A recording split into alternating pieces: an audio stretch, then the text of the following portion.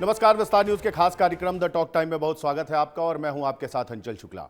आज हमारे साथ जो शख्सियत हैं वो आमतौर पर अगर कहा जाए तो युवाओं के बीच में पहचान की मोहताज नहीं है, लेकिन सामाजिक तौर पर अगर कहा जाए तो पर्दे के पीछे रह के उन्होंने भारतीय जनता पार्टी के लिए जिस तरीके से काम किया, देश की रीढ़ कहे जाने वाले युवाओं का प्रतिनिधित्व किया, उज्जैन, ग्वालियर और मालवा क्षेत्र में जिस तरीके से अखिल भारतीय विद्यार्थी परिषद से शुरुआत करते हुए और आज एक बड़ी जिम्मेदारी उन्हें भारतीय जनता पार्टी ने दी है। संगठन और सरकार दोनों में ही उनकी पर्याप्त स्वीकार्यता है और बहुत स्वागत करिए। हमारे साथ हैं मध्य प्रदेश युवा आयोग के नए अध्यक्ष, कैबिनेट मंत्री दर्जा प्राप्त प्रवीण शर्मा जी। बहुत स्वागत है आपका विस्तार। बहुत बहुत धन्यवाद भैया।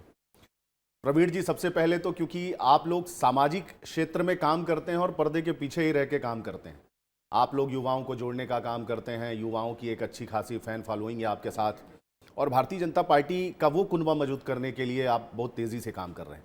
इन सब पे तो बात होगी विस्तार से, लेकिन सबसे पहले तो आपके बारे में ही बताइए कि प्रवीण शर्मा आखिर कौन है और आज जब इतनी बड़ी उपलब्धि उनके साथ है, मुख्यमंत्री डॉक्टर मोहन यादव के भी आप करीबी माने जाते हैं, पसंद माने जाते हैं, संगठन भी आपकी लोगों को पसंद करते हैं, तो प्रवीण शर्मा जी अपने बारे में बताएं।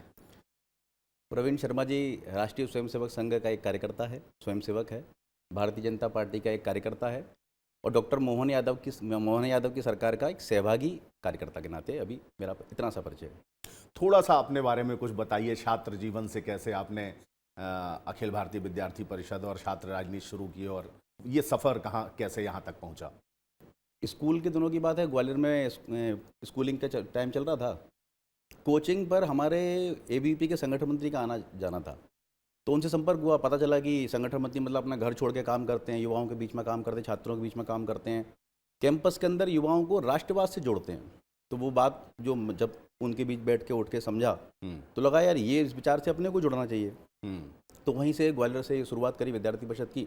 बाद में चूंकि कुछ लोगों से एकदम प्रचारकों से और संगठन मंत्रियों से एकदम से घनिष्ठता हुई तो लगा इस जीवन को भी अपने को जी के देखना चाहिए। तो 2012 के लास्ट में विवेकानंद शारद शतीक का जब समारोह था, उस समय पूर्णकाली निकलना हुआ। एक दशक तक विद्यार्थी परिषद के संगठन मंत्री के नाते काम किया। इंदौर, उज्जैन, भोपाल, ग्वालियर, जबलपुर, मध्य प्रदेश के 5 महानगरों में संगठन मंत्री के नाते रहना हुआ। चूंकि संगठन मंत्री आप जानते हैं, संगठन मंत्री हम सब लोग पीछे रह के काम करते हैं, है ना। तो उसमें आप कार्यकर्ताओं को आगे लाना, कार्यकर्ताओं को डेवलप कैसे कर सकते हैं, कार्यकर्ताओं को लीड कैसे करा सकते हैं, उस भूमिका में काम किया लगातार। लेकिन आप जिस क्षेत्र से आते हैं वहाँ बड़े बड़े राजनीतिक दिग्गज जो है वो हुए, क्या सीखने को मिला आपको उनसे? बहुत सारे ग्वालियर चंबल क्षेत्र के ऐसे नेता हैं, किस नेता से आपको मार्गदर्शन मिलता है, प्रेरणा मिलती है? शुरुआत के लगभग 1-1.5 साल ग्वालियर में संगठन मंत्री रहा तो कई सारे लोगों से संवाद होता था। नज़दीक से बचपन से जिस नेता को सुना, जैसे जब बहुत छोटे छोटे थे तो सुनते थे कि भारतीय जनता पार्टी की सरकार आएगी तो राम मंदिर बनेगा, तो जयभान सिंह पवैया जी का नाम बहुत सुना।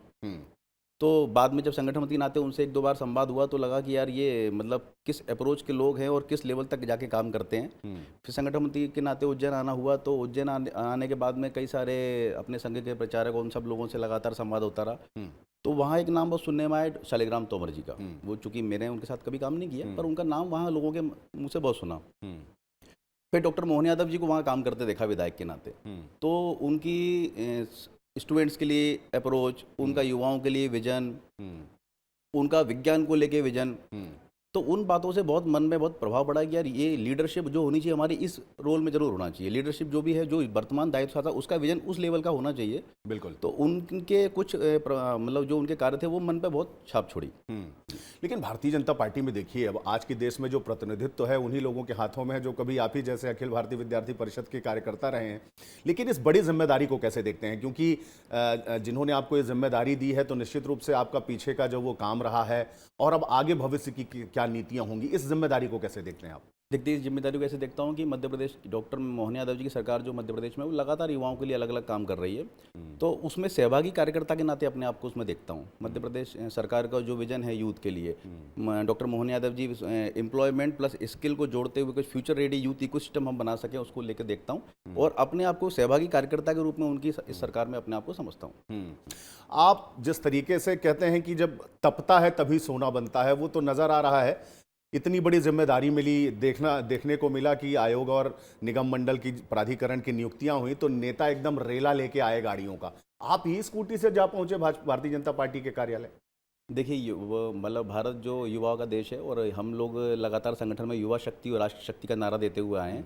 तो युवा शक्ति केवल हम सड़कों पर शक्ति प्रदर्शन करेंगे इसको नाम को युवा शक्ति अकेला नहीं बोलेंगे।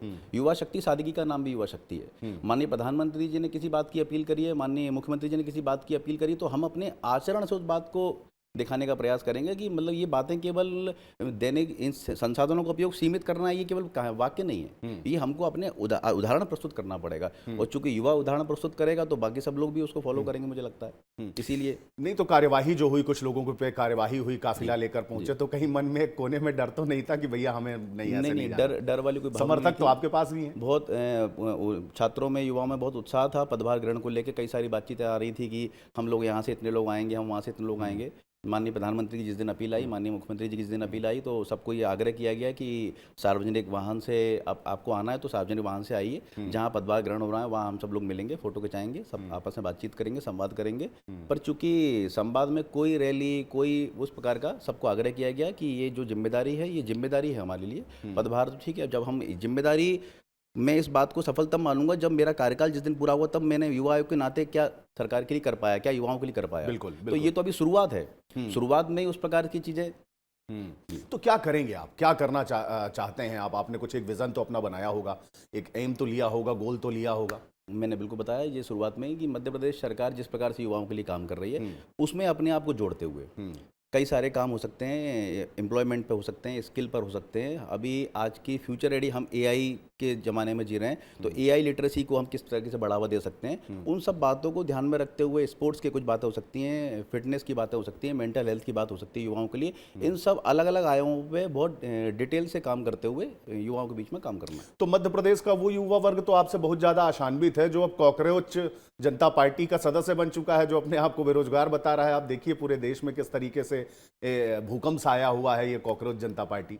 देखिए मैं इस बात को इस तरीके से देखता हूँ कि लोकतंत्र में असहमति किसी बात पे जायज़ है, पर आप फेक नैरेटिव और इस प्रकार के नेगेटिव अप्रोच से आप सामाजिक ताना बाने को छिन भिन नहीं कर सकते हैं। हमको अब कोई बात है तो उसको हम पॉजिटिव अप्रोच से रखेंगे, है ना, उस बात को। दूसरी बात है ये आर्टिफिशियल नॉइस है जिसका एक विमर्श खड़ा करा जा रहा है युवाओं को भ्रमित करने के लिए। मैं युवाओं से भी आग्रह करता हूं कि इस आर्टिफिशियल नॉइस के जबरदस्ती के विमर्श में अपने आप को ना डालें। अगर हम सोशल मीडिया की बात करेंगे तो कई सारे लोगों के लाखों लाख करोड़ों फॉलोवर्स है, उससे ज़्यादा होंगे मुझे लगता है, पर वो उनकी कोई अप्रोच आप देखिए युवाओं के बीच में क्या है। कोई बात है आप उसको लोकतांत्रिक तरीके से रखेंगे, उस बात पे आपकी सुनवाई भी होगी।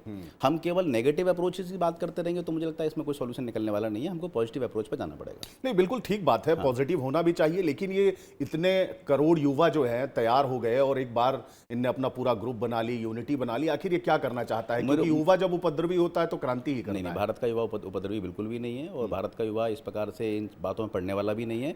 आप देखेंगे, मुझे पता नहीं उस बात की सत्यता, मैं आज सुबह ही मुझे किसी ने भेजा था कि जब वो उसका डेटा एनालाइज कर रहे हैं, इनसाइट पर जा रहे हैं, तो किस देश के कितने लोग उससे कनेक्टेड हैं उस फेसबुक पे, इंस्टाग्राम पेज पर, तो भारत के केवल 9% लोग उस पर कनेक्टेड हैं। 49%, मुझे उस बात की सत्यता की जानकारी अभी नहीं है, कोई मुझे जनरली किसी ने भेजा था, उस बात को आपको बता रहा हूँ मैं। 49% पाकिस्तान के हैं, अलग अलग देशों के उसमें, क्योंकि जो ऑनलाइन प्लेटफॉर्म है पूरा देश का वर्ल्ड वाइड प्लेटफॉर्म है वो, तो कई सारे जगह के लोग उसमें युवा कनेक्टेड हैं। वो केवल भारत के युवा, हम 9% से पूरा कैसे आकलन कर सकते हैं उस बात का? लेकिन वो कौन हो सकते हैं, वो लोग कौन हो सकते हैं जो ऐसा कर रहे हैं, आपको क्या लगता है? देखिए वर्चुअल दुनिया की तो मैं बात करूं, वर्चुअल दुनिया में तो आप उस अकाउंट्स को जब खोल के हम देखेंगे कई सारे हमको फेक अकाउंट्स मिल जाएंगे उसमें, है ना। हम तो अभी लगातार कैंपस में जब जाते हैं देखते हैं तो युवा बहुत पॉजिटिव अप्रोच पे बात कर रहा है। युवा अगर देख रहा है कि सरकार के पास रोजगार के संसाधन सीमित हैं तो युवा स्टार्टअप की बात कर रहा है।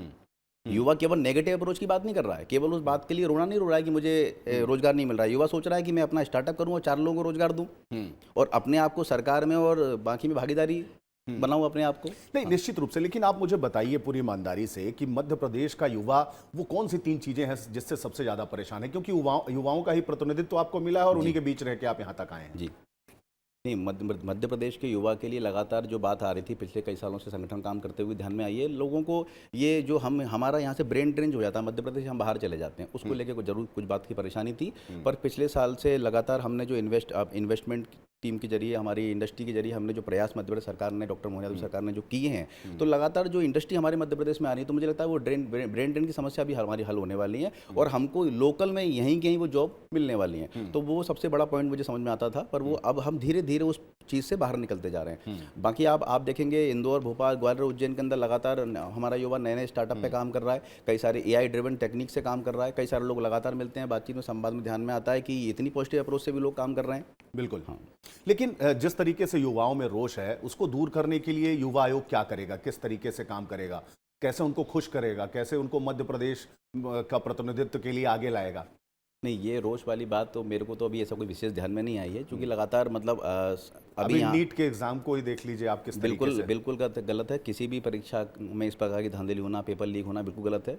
सरकार ने इस पर कड़ी कार्रवाई भी करी है और मुझे लगता है दोषियों को बख्शा भी नहीं जाएगा और इस प्रकार से कड़े नियम सरकार उठाएगी, उठाने के प्रयास भी कर रही है। ग्रामीण क्षेत्र और शहरी क्षेत्र के जो युवा हैं, कई बार ग्रामीण और शहरी क्षेत्र के जो युवा हैं वो भटक जाते हैं अपने मार्ग से, और कई बार बहुत दिनों तक किसी चीज़ में लगे रहने के बाद भी भटक जाते हैं, कई बार नशे की गिरफ्त में चले जाते हैं, कई बार सेल्फ एम्प्लॉयमेंट नहीं हो पाता, इसलिए उनके लिए क्या प्रयास किए जाएंगे?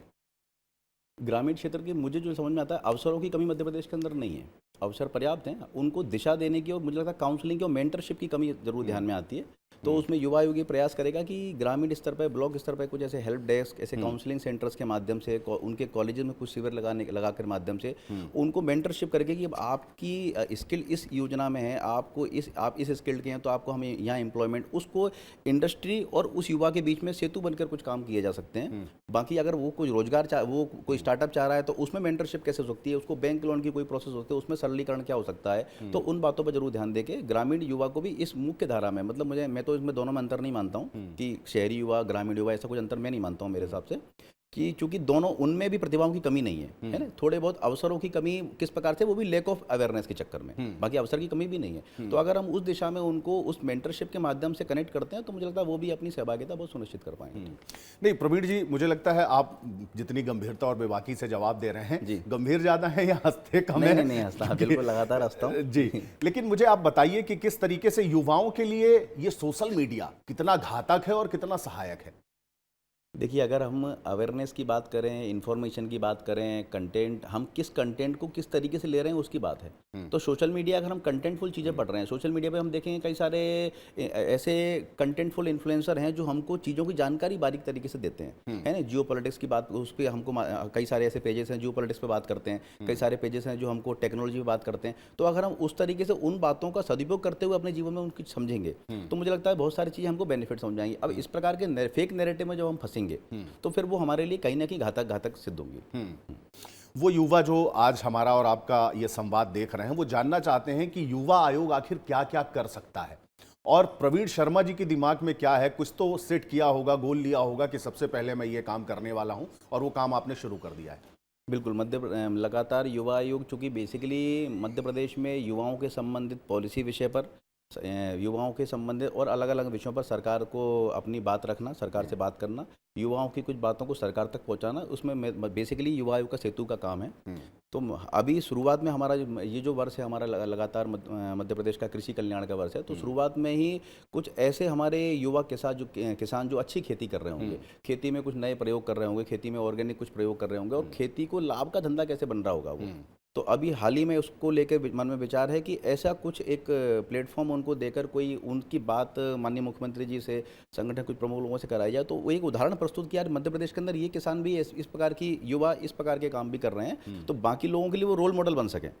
तो इसे तो अभी ये हाल ही में कुछ प्रयास हैं, बाकी फिर जो भी अलग अलग शासन की योजनाएं युवाओं के लिए हैं, कुछ युवा आयोग अलग से युवाओं के लिए क्या कर सकता है, उसको लेकर भी कुछ काम दिमाग में प्लान है।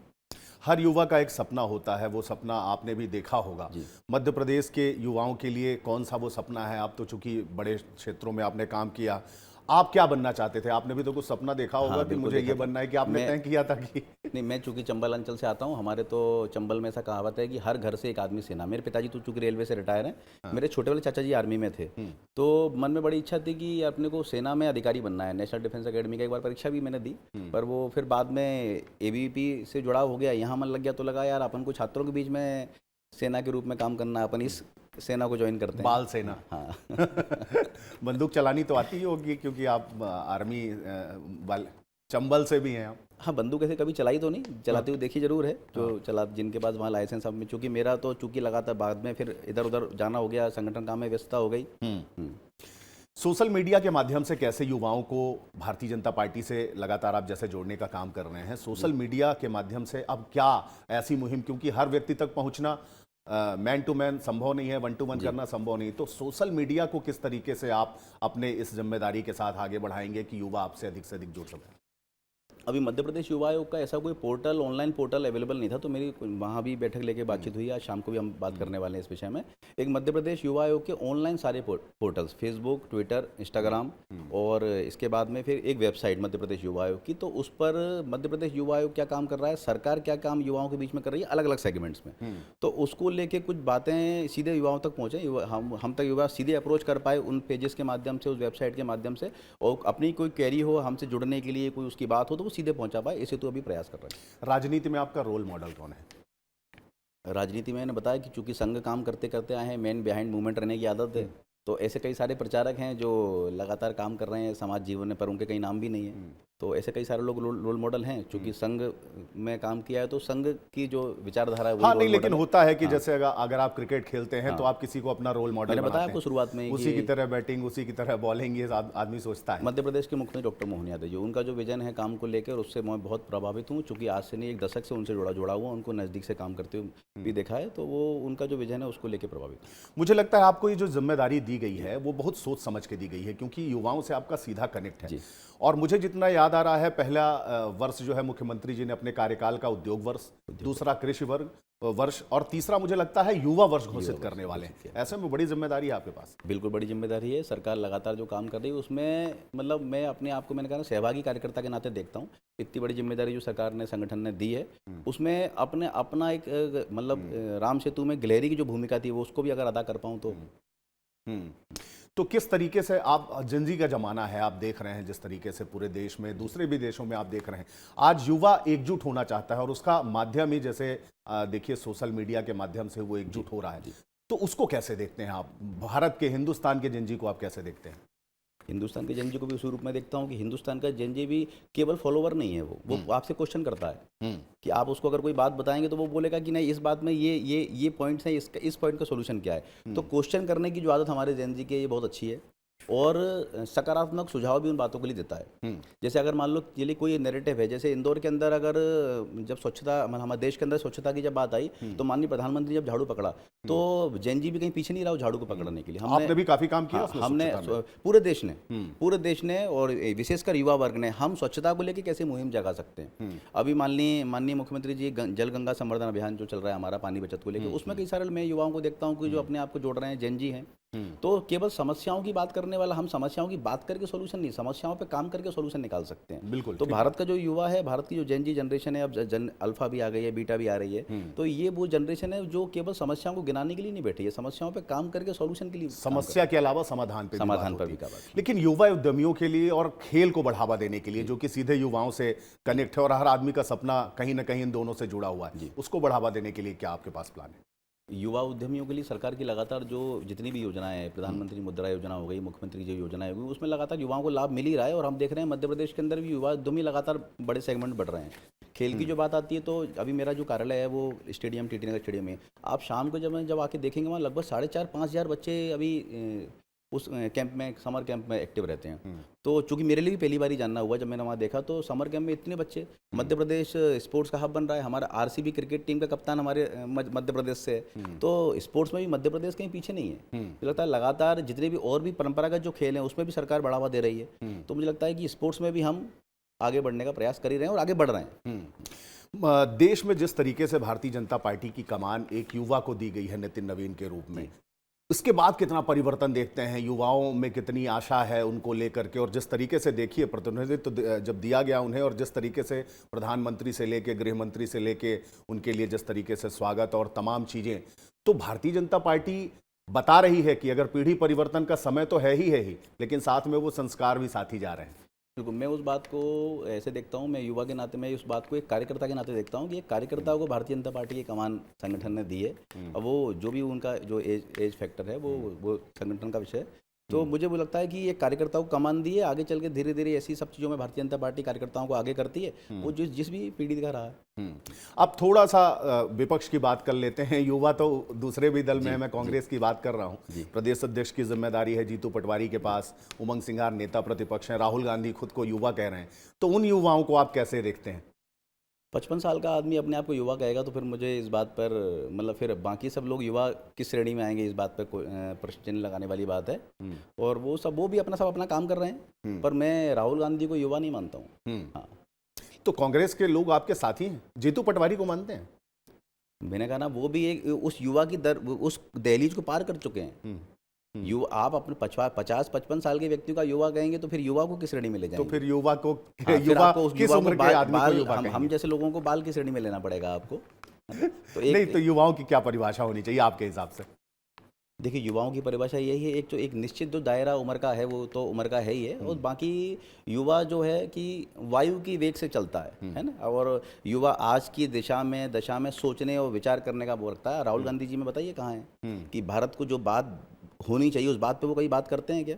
तो आप कैसे उनको युवा मानेंगे? आज का युवा आज की बात करता है। हाँ, आज का युवा अपने आप को उस बात में सहभागी मानता है कि जो भी देश की समस्या है वो मेरी समस्या है, उसको सॉल्व करने के लिए काम करता है। लेकिन वो बात आपने जो कही मुझे याद आ रही है कि युवा अपनी बात कहता है और समाधान पे बात करता है। कांग्रेस पार्टी में इसकी स्वतंत्रता है, वो लोकतांत्रिक दल कहते हैं अपने आप को। मैं नहीं कह रहा, ये कांग्रेस के नेता कहते हैं कि हम लोकतांत्रिक दल हैं, हम नेता आधारित पार्टी है, कार्यकर्ता आधारित नहीं है, और वहां लड़ते हैं। तो उसको लड़ना कहेंगे या अपनी बात कहना कहेंगे?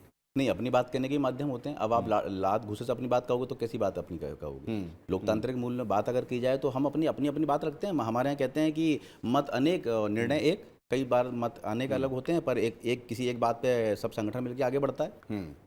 कांग्रेस ने भी अब युवाओं को जोड़ने का काम शुरू कर दिया है, बड़ी जिम्मेदारी आपको भी मिली है, जाहिर है निश्चित रूप से कुछ अच्छा ही हुआ। अच्छा, ये बताइए प्रवीण जी, जब आपको ये जिम्मेदारी मिली तो आपके पास फ़ोन किसका है और कब आपको ये जानकारी हुई कि आपको ये जिम्मेदारी दी जा रही है, या पहले से आभास था आपको? नहीं, पहले से आभास तो बिल्कुल भी नहीं था, क्योंकि मैं मंदिर, शनिवार का दिन था, उस दिन मंदिर में दर्शन करने गया था, तो एक फ़ोन आया कि माननीय मुख्यमंत्री जी बात करेंगे। तो मुख्यमंत्री जी ने कहा कि आपको कुछ काम दे रहे हैं युवाओं को और अच्छा काम करना है। बस जो कार्यकर्ता भाव होता है कि जी कि उसमें प्रत्युत्तर जी के रूप में दिया। बाकी थोड़ी देर बाद मेरे पास उसका लेटर आया कि आपको युवा आयोग की जिम्मेदारी। तो आपने ये खुशखबरी सबसे पहले किसके साथ साझा की? मैं, मेरी पत्नी और मेरी बिटिया, हम दर्शन कर रहे थे खटलापुरा हनुमान में, तो उस समय ये जानकारी मेरे सामने। नज़दीक ही थे आप? हाँ, बिल्कुल। अच्छा, और बताइए प्रवीण जी, किस तरीके का शौक रखते हैं, खाली समय पे क्या करते हैं, किन चीज़ों का शौक रहा? खेल का, किताबें पढ़ने का, दोस्तों से गपशप, टीवी देखने का, किस तरीके का, फिल्में देखने का? लगातार ऐसे किताब पढ़ने का शौक है। दोस्त, बहुत सारे दोस्त, चूंकि इंजीनियरिंग किया है तो बहुत सारे दोस्त अलग अलग फील्ड में हैं, तो उनसे लगातार खाली समय खाली समय में उनसे बात होती है। तो ऐसे शौक हैं, और जनरली अभी क्या चल रहा है वर्तमान में उस पर बहुत अध्ययन करने का शौक है। दोस्तों से एक ग्रुप बना हुआ है दोस्तों का, उनसे डिस्कस करते हैं, क्योंकि वो दूर से देख रहे होते हैं पार्टी संगठन को, तो सरकार को दूर से देख रहे, तो वो अभी अपनी एक राय रखते हैं कि यार ये आपकी पार्टी में ये ऐसा नैरेटिव हो रहा है, इस पर ये सामान्य यूथ की परसेप्शन है, तो उस बात को लेकर समझ में आता है, तो उस पर भी कुछ काम करने का प्रयास करते हैं। इसके अलावा स्पोर्ट्स में रहा हूँ मैं, मध्य कराटे में स्टेट प्लेयर रहा हूँ, कराटे में स्काउट में रहा हूँ, भारतीय स्काउट गाइड में। तो ऐसे लगातार अलग अलग क्षेत्रों में भी काम किया है। स्कूलिंग में जब पढ़ते थे भारतीय स्काउट गाइड में था, स्कूल तक ही स्पोर्ट्स में कराटे में था। सुझाव किससे लेते हैं? सबसे पहला सुझाव अगर आपको लेना हो, कोई बात का निर्णय करना हो, तो होता है आदमी अपने अलावा भी एक दो चार लोग जीवन में होते हैं जिनसे सुझाव, दोस्त से हो, पत्नी भी हो सकती हैं, पिताजी भी हो सकते हैं। मेरी पत्नी भी मेरी अच्छी दोस्त है, तो कुछ बातों को सुझाव, वो भी राजनीति में है, इजीली अवेलेबल रहती है, तो कुछ बातों को सुझाव उससे लेता हूँ। बाकी अलग अलग संगठन में जो कुछ प्रमुख लोग हैं उनसे लगातार संवाद। तो वो राजनीति में है या हाउस वाइफ है या वर्किंग? नहीं, वो हाउस वाइफ, वो पीएचडी स्कॉलर है, अभी म्यूजिक से पीएचडी कर रही है। तो कुछ बातों को चूंकि ईजी संवाद है, जैसे मैं अभी आ रहा था तो उससे बात करके आया कि यार मेरा इंटरव्यू है, क्या बोलना चाहिए। तो ऐसे कुछ बातचीत उससे करता हूँ। बाकी फिर जो संगठन के कुछ वरिष्ठ लोग हैं, जब लगातार जिनसे संवाद होता है, उनसे कुछ बातों को लेकर सुझाव देता हूँ। जो अपने समझ से परे विषय कुछ होते हैं ऐसे, जो एकदम से आप उन पर क्लिक नहीं कर सकते, तो उनसे संवाद होता है कि इस बात को किस ढंग से रखना चाहिए, ये बात जो आ रही है समाज में नैरेटिव आ रहा है, इसको किस ढंग से, ये क्या है, ये ऐसे करके उनसे संवाद होता है। कुछ यार मित्र हैं, दोस्त, उनसे सलाह सुझाव। युवाओं को विस्तार न्यूज़ के इस मंच से आप क्या संदेश देना चाहेंगे मध्य प्रदेश के युवाओं को? मध्य प्रदेश के युवाओं को इस विस्तार के मंच से यही संदेश देना चाहूँगा कि अभी हमको इसके वर्चुअल नॉइस, जितना भी ये जो आर्टिफिशियल नॉइस है, इसके किसी भी हमको विमर्श में नहीं फंसना है। हमको कुछ बातों को खुद समझना है। कुछ बातें अगर होंगी, हमारा मध्य प्रदेश है, हमारी चीज़ें हैं, हमको उनको मिल के सुझाव देते हुए सहयोगात्मक सॉल्यूशन की तरफ बढ़ना है। हमको समस्या नहीं पैदा करनी समस्या है, नहीं पैदा करनी, समाधान की सुझाव, तरफ हाँ, बढ़ना है। हाँ। निश्चित रूप से बहुत एग्जाम्पल केवल देना नहीं है, बनने का भी प्रयास करना। बनने का भी प्रयास करना है। निश्चित रूप से बड़ी बात कही आपने। और युवाओं के पास तो आज का युवा जो है वो 5G 6G है, आप उससे किसी भी विषय पे बात करिए, वो निरंतर बात करता है, उसके पास अच्छे तर्क भी होते हैं। और मध्य प्रदेश में तो लगातार युवाओं की चिंता हो रही है। और खुशी इस बात की है कि युवा आयोग का अध्यक्ष बना करके एक सही हाथों में जिम्मेदारी भी जिम्मेदारों ने, पार्टी ने दी है। और आने वाले समय में भारतीय जनता पार्टी और आपके नेतृत्व में मध्य प्रदेश के युवा का भविष्य और उज्जवल है, ऐसी मेरी शुभकामनाएं हैं। विस्तार न्यूज से बात करने के लिए बहुत बहुत धन्यवाद। तो ये प्रवीण शर्मा जी थे। नई जिम्मेदारी मिली है, अभी तक पर्दे के पीछे रह के भारतीय जनता पार्टी के लिए काम किया है, युवा नेटवर्क के लिए जाने जाते हैं। संगठन और सरकार दोनों में ही इनकी अच्छी पैठ है, मुख्यमंत्री के भी करीबी माने जानते हैं। और बहुत ही बेबाकी से इन्होंने सवालों के जवाब दिए और अपना एक रूट मैप बताया, आगे आने वाले समय में क्या करने वाले हैं वो बताया। और मुझे पूरी उम्मीद है कि मध्य प्रदेश के युवाओं के लिए अपने कार्यकाल में कुछ ऐसा करेंगे जो मील का पत्थर साबित होगा। मुझे दीजिए इजाजत, अगली बार किसी और शख्सियत के साथ आपको कराएंगे रूबरू। तब तक के लिए नमस्कार।